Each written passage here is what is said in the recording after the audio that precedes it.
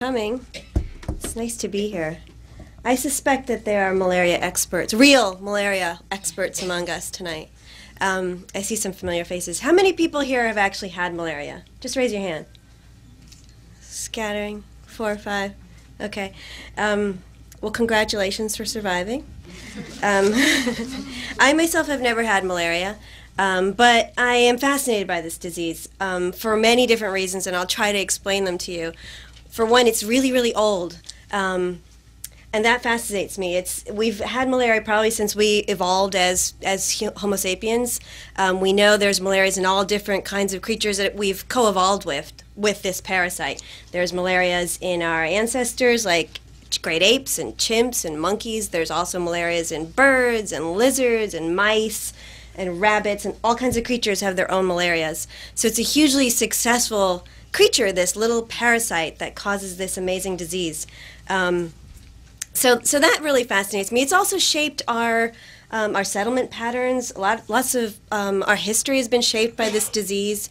Our bodies themselves, 1 out of 14 people alive today have genetic mutations in their DNA that first arose in reaction to malaria, into the fight against malaria. And these are mostly deformities of our red blood cells. So it's really shaped our bodies and our histories in this very striking way. There's also this kind of impatience that I found as a journalist writing about public health and medicine, where, there's this idea like, well, we've known about the HIV virus since 1983, and we still have no vaccine. And it's a travesty, and it is a travesty. I'm not saying it's not. We have these new diseases like SARS and avian flu and swine flu, and why don't we have drugs? We need to have drugs that treat these things like right away. We have this expectation. And I think that's fine, that's good, but then you look at a disease like malaria and it's like, well, God, we've had this for millennia. We've known how to treat it really well for at least a few hundred years. I mean, we discovered the first drug that works against malaria in the 1600s. That was 400 years ago. We know how to prevent the disease.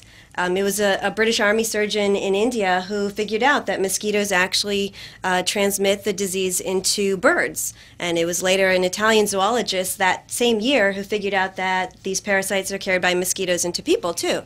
So we've known at least since then that you can avoid this disease completely if you just avoid the bites of infected mosquitoes. Nevertheless, all these years have passed, and we have effective treatment, we have effective prevention. 300 million people will get sick with malaria this year. Nearly 1 million will die. So that's an incredible thing. So that's really what I wanted to try to answer in this book, is why do we still have so much of this disease? What is it about this little creature that has made it so incredibly successful? There's also another great statistic, which is, malaria statistics. Oh, excuse me. Malaria statistics are notoriously kind of soft. But there is a statistic I like, which is that half of all human deaths since the Stone Age have been due to malaria. And it just gives a sense of how much, what a great toll this parasite has had on our bodies and our history. I also have kind of a personal connection to this topic. And I read a little bit about it in the book, but I thought I'd share a little bit more with you tonight.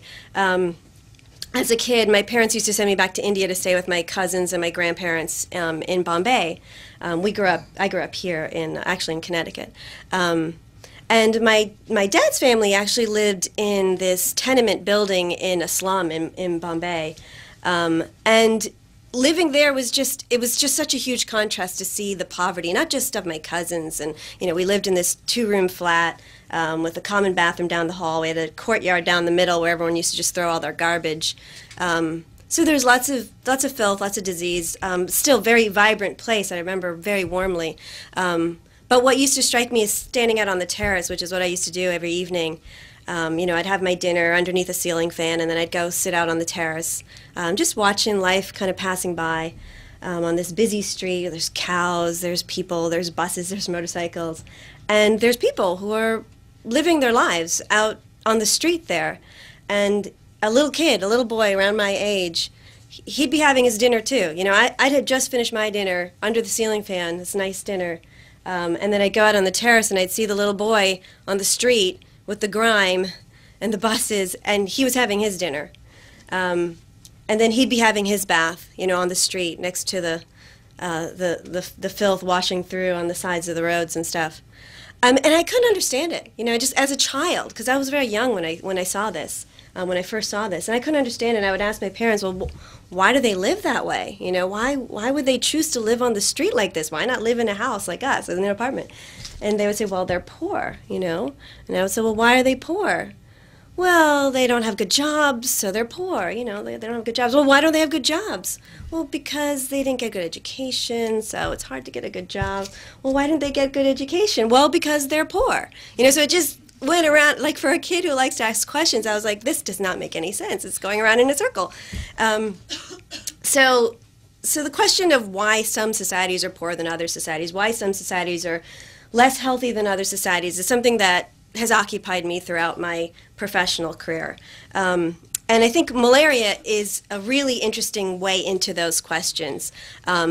We know that economists have actually quantified the toll that malaria takes on a society. If a society has sort of chronic malaria infection, just by virtue of that one disease, its GDP is constricted by 1.3% every year. So just by virtue of that one disease, and you think about that over time, you know, we know malaria contributes to mortality in all other diseases too. For example, there's been studies done in parts of Africa, it's sort of historical studies, where you take malaria out of the equation and mortality of all kinds goes down. So malaria is this contributing factor to poverty and disease in a really important way that I thought was really interesting to look at. I had also had experiences they're sort of counterfactual to the conventional wisdom about malaria. I mean, we think of malaria here in the West as this killer disease of the tropics, right? So that's sort of how I thought of it. It's a killer disease of the tropics, you know. And yet, my experiences in India, where there was malaria, was everyone there was allowed to get it. It was just me. I wasn't allowed to get it. The outsiders, the foreigners, I would have to go and sleep under the mosquito net every night. You know, my cousins would sleep out on the terrace. I was really jealous. They'd go up and sleep on the terrace, and I couldn't do that. I had to sleep under this hot, sweaty mosquito net. Which is another reason why I'm fascinated by mosquitoes. Mosquitoes sort of held this mysterious power for me as a kid. You know, it was like you can't let them bite you, and yet they always seem to seek me out. I mean, I was always the kid with a million mosquito bites, while all my cousins were completely smooth and perfect.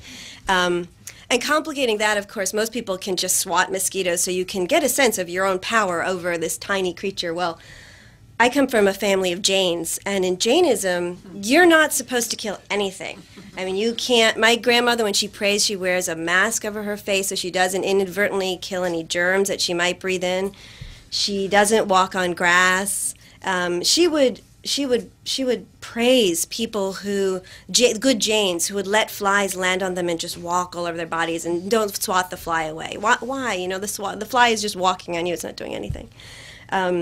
There's good Jains actually take spoonfuls of sugar and feed anthills. So I'm not supposed to swat mosquitoes. So on top of being attacked by mosquitoes and hiding from them all the time, I'm not allowed to do anything about it. So mosquitoes held this great power over me. But back to the conventional wisdom, the people in India, even when I told them, when I started writing this book and writing a book about malaria, they sort of looked at me like, why? Like, why would you write? Like, would you write a book about warts? I mean, that's what it was like to them. It was like, why would you write about such a common thing? It's so ordinary. So it certainly wasn't like a killer disease to them. You know, I got that sense very clearly. I'd also lived in Australia for a while, and we lived in a very tropical part of Australia, the northeast part of Australia. And it's thick with rainforests. There's tons of mosquitoes. There's actually a lot of dengue fever there now, but no malaria. And so that was an interesting question to me too. It's like, okay, this is a tropical killer disease, but here I am in the tropics, and there's no malaria. Also in Panama, I'd spent some time in the Panama Canal